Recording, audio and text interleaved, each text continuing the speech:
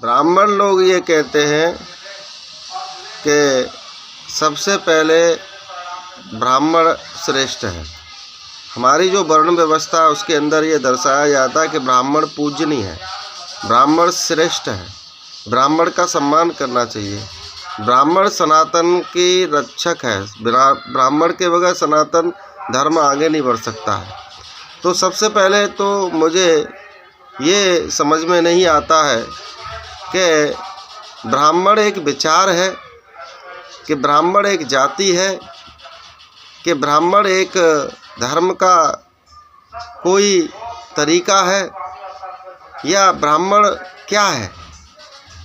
अगर ब्राह्मण धर्म है तो सनातन धर्म में ये लिखा है, किसी भी शास्त्र को अगर हम उठाते हैं, अगर उसमें देखते हैं कि भाई जीव की हत्या मत करो, व्यसन मत करो, दुराचार मत करो, किसी को सताओ मत, है ये कहा जाता है कि नहीं कहा जाता। लेकिन सबसे ज़्यादा अगर इतिहास को उठाएं तो सबसे ज़्यादा जो दलितों का उत्पीड़न किया है, या दलितों का जो इन्होंने सिस्टम बनाया कि दलितों के ऊपर अत्याचार किया, कि दलितों को जबरन सेवा कराने का इन्होंने काम किया, ये इतिहास के अंदर और समाज के अंदर देखा जाता है। तो क्या ब्राह्मण जाति में जो पैदा हुआ है, क्या वो व्यसन नहीं करता है? क्या वो शराब दारू पीता नहीं है? क्या वो जीव हत्या नहीं करता है? क्या मांस मदिरा नहीं खाता है? क्या 100% हम ये कह सकते हैं कि ब्राह्मण जो है सत्पुरुष है, या जो कहे हुए धर्म के अनुसार चलता है? 100% हर ब्राह्मण का बच्चा, 100% हर ब्राह्मणवादी जो व्यक्ति है वो एकदम सही है? तो 100% जब नहीं सही है तो कैसे आज के समय को देखते हुए ये कहा जाए कि ब्राह्मण श्रेष्ठ है भाई? और ये कैसे कहा जा सकता है कि दलित व्यक्ति 100% खराब है, दलित व्यक्ति 100% मांस मदिरा खाता है, दलित व्यक्ति धर्म को 100% नहीं मानता है? ये कैसे कह सकते हैं? क्या दलित व्यक्तियों में, गरीब व्यक्तियों में, पिछड़ों में, दलितों में ऐसे लोग या ऋषि मुनि संत महापुरुष या विद्वान नहीं पैदा होते हैं? क्या अधिकारी कर्मचारी नहीं बनते हैं? कैसे कहा जा सकता है कि आप 100% दलित, गरीब, जो पिछड़े वर्ग है या जो दलित वर्ग है वो जो है धर्म की जो है आलोचना करता है, 100% कैसे कह सकते हैं कि धर्म के जो विचार हैं, धर्म के जो आचरण हैं, धर्म के जो सिद्धांत हैं उनको नहीं मानता है? कैसे कह सकते हैं?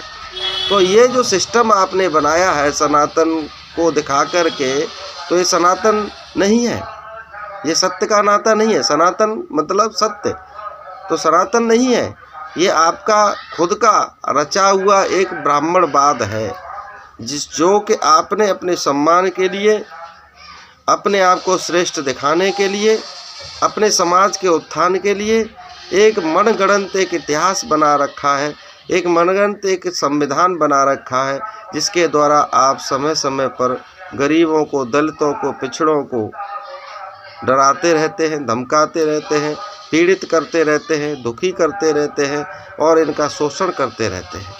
इसलिए मैं कहना चाहूँगा कि आज के समय को देखते हुए सभी को समान अधिकार, समान विचार संविधान के अंदर जो भी मिला है वो एक संविधान के तरीके से मिला है, एक सिद्धांत से मिला है कि सबको ध्यान में रखते हुए विचार को रखा गया है, न कि ब्राह्मणवाद को सर्वश्रेष्ठ रखा गया है। तो हिंदू धर्म की जहाँ तक बात होती है, हिंदू राष्ट्र की बात होती है, तो भाई हिंदू राष्ट्र तो अपने मन विचार के ऊपर निर्भर करता है। आदमी स्वतंत्र है, व्यक्ति स्वतंत्र है, व्यक्ति को स्वतंत्रता का अधिकार है, व्यक्ति को किसी से बंधने का अधिकार थोड़ी है कि जो भी जिस जाति में पैदा हो वो कहा जाए कि भाई ये 100% ऐसा ही करेगा, इसके ऊपर यही कानून लागू होना चाहिए। ये गलत है, ये सनातन नहीं हो सकता है। इसलिए मैं कहना चाहूँगा कि जब जब इस तरह से व्यवस्थाएं लागू करने का प्रयास किया गया है तो इससे एक अधर्म पैदा होता है। अधर्म, धर्म नहीं होता। अधर्म जब जब पैदा हुआ है तो आपने देखा है कि हमेशा विदेशियों का साम्राज्य हमारे भारतवर्ष पर रहा। हमारे भारतवर्ष पर अनेक बार आक्रमण हुए। क्यों हुए? भारतवर्ष को गुलामी के समय को देखना पड़ा है। क्यों? इसी ब्राह्मणवाद की वजह से, इसी गलत विचारों की वजह से। इसलिए मैं ये कहना चाहूँगा कि जो भी इस मत के विद्वान हैं उनको समझना चाहिए और समझने का प्रयास करना चाहिए कि जो आप प्रयास कर रहे हैं वो यथार्थ सत्य नहीं है, वो गलत है, वो गलत है, गलत है। धन्यवाद।